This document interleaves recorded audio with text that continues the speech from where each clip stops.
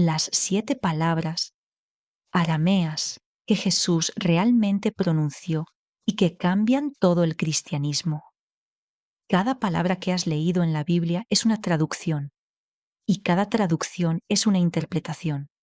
Esto significa que cada sermón que escuchaste, cada versículo que memorizaste, cada doctrina que formó tu fe, todo ha sido filtrado a través de idiomas que Jesús jamás habló, traducido por eruditos con agendas que nunca cuestionaste, empaquetado en una versión del cristianismo que sería irreconocible para el hombre que lo inició.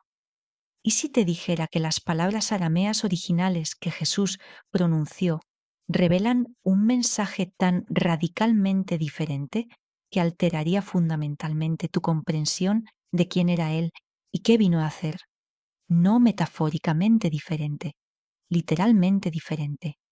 Porque cuando rastreas hasta el idioma fuente, cuando examinas lo que Jesús realmente dijo antes de que eruditos griegos, concilios romanos y traductores posteriores pusieran sus manos sobre ello, descubres algo extraordinario. Las palabras no solo significan algo ligeramente diferente, significan lo opuesto.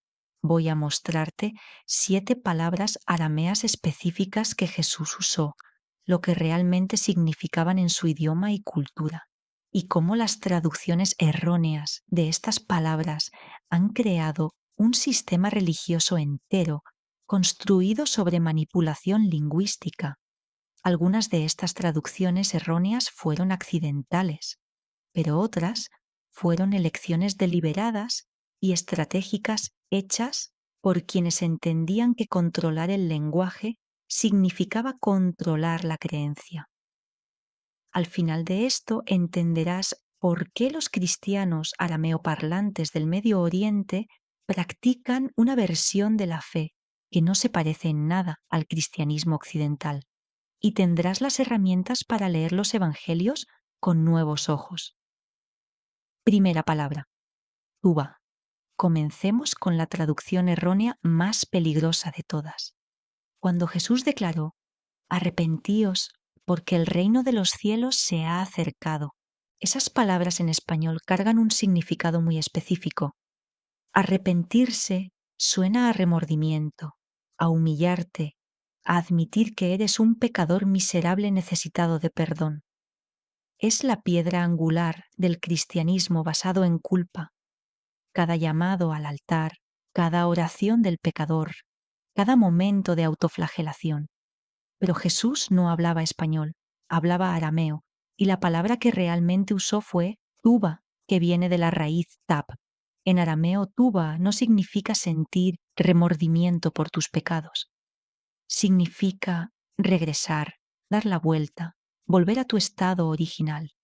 La traducción literal es más cercana a regresa a tu verdadera naturaleza o retorna a tu fuente.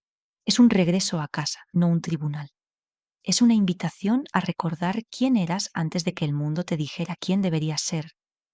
Ahora pregúntate esto: si toda la base de la conversión cristiana está construida sobre una palabra que significaba regresa a tu naturaleza divina, ¿cómo cambia eso el mensaje? Si Jesús no estaba llamando a la gente a suplicar perdón, sino a despertar a quienes ya eran, ¿qué pasa con la doctrina del pecado original? ¿Qué pasa con la idea de que estás roto y necesitas ser arreglado? Esta es la diferencia entre una religión de empoderamiento y una religión de control.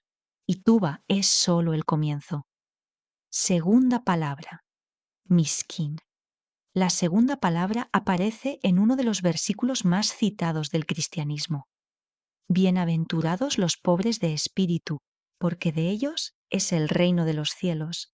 Durante siglos esto se ha interpretado como humildad espiritual, reconocer tu propia indignidad, entender que estás espiritualmente en bancarrota sin la gracia de Dios. Ha sido usado para fomentar la sumisión, para mantener a los creyentes en un estado de inadecuación fabricada. Pero la frase aramea que Jesús usó fue Tub Waihun el Miskene Bruk. La palabra miskin no significa pobre como carente, significa relajado, entregado, sin carga.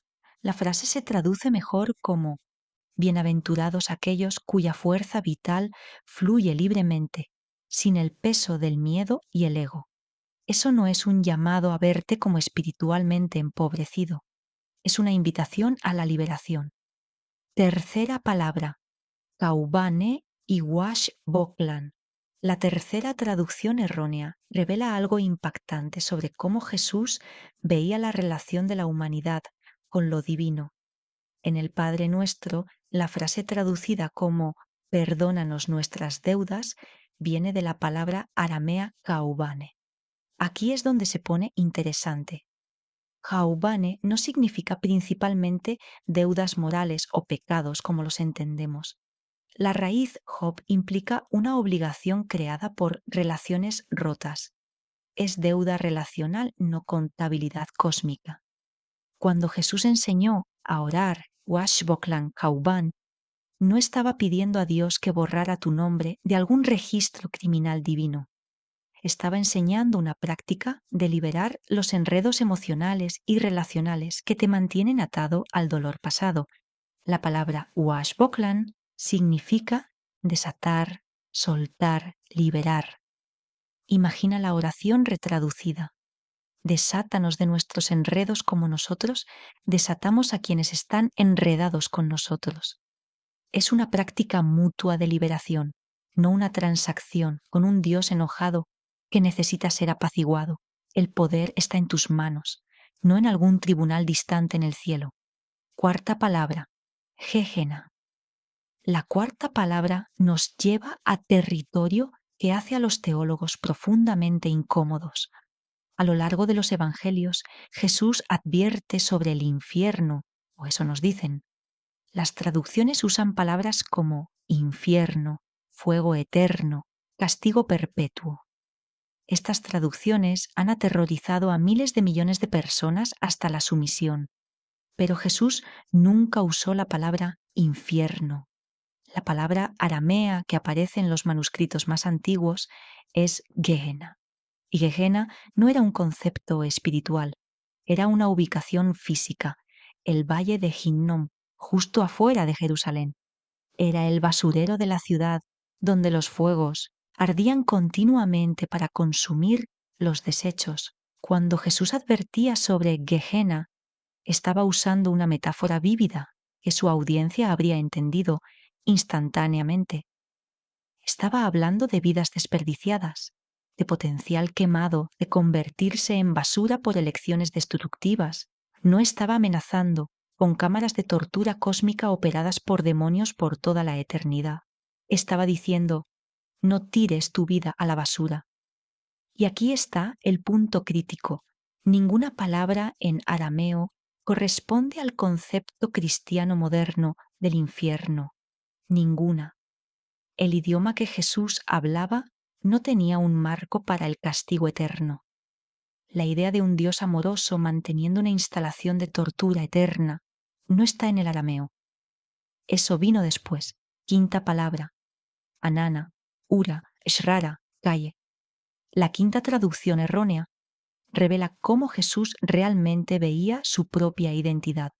En el Evangelio de Juan, Jesús hace una declaración que se ha convertido en la piedra angular del exclusivismo cristiano. Yo soy el camino, la verdad y la vida. Nadie viene al Padre sino por mí. Durante siglos, esto se ha interpretado como Jesús reclamando ser el único camino válido hacia Dios. Ha sido usado para justificar el imperialismo religioso y crear una mentalidad de nosotros contra ellos. Pero veamos lo que Jesús realmente dijo en arameo. Anana urja, shrara, ukaye. La palabra anana es crítica. No es solo yo en el sentido personal. Es yo soy como estado del ser, haciendo eco del nombre divino. Jesús no estaba diciendo yo personalmente, Jesús de Nazaret, soy el único camino. Estaba identificándose con un principio universal de conciencia. Urga significa camino, pero también una manera de ser, una forma de vivir.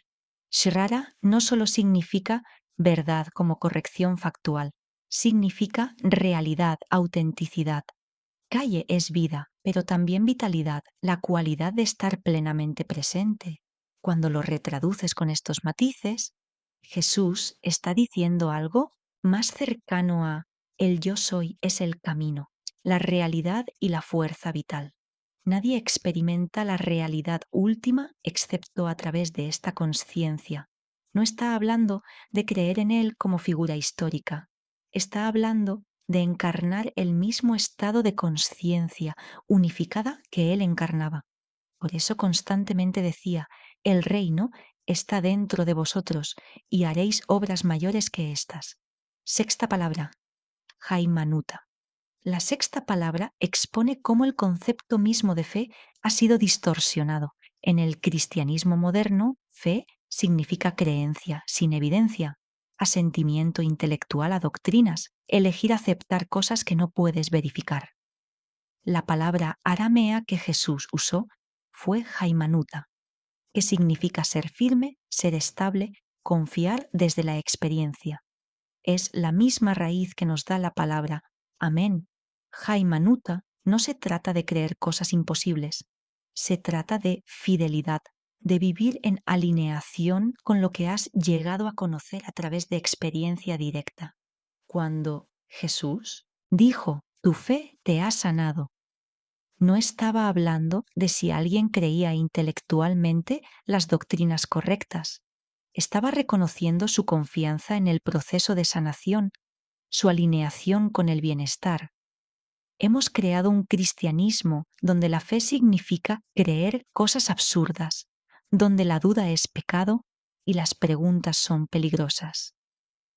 Jesús enseñó en un idioma donde la fe significaba confianza experiencial, algo que desarrollas a través del encuentro directo con lo divino, no algo que fabricas mediante gimnasia mental. Séptima palabra, Varnasha. La séptima traducción errónea podría ser la más hermosa y la más trágica. A lo largo de los evangelios, Jesús usa una frase traducida como Hijo del Hombre.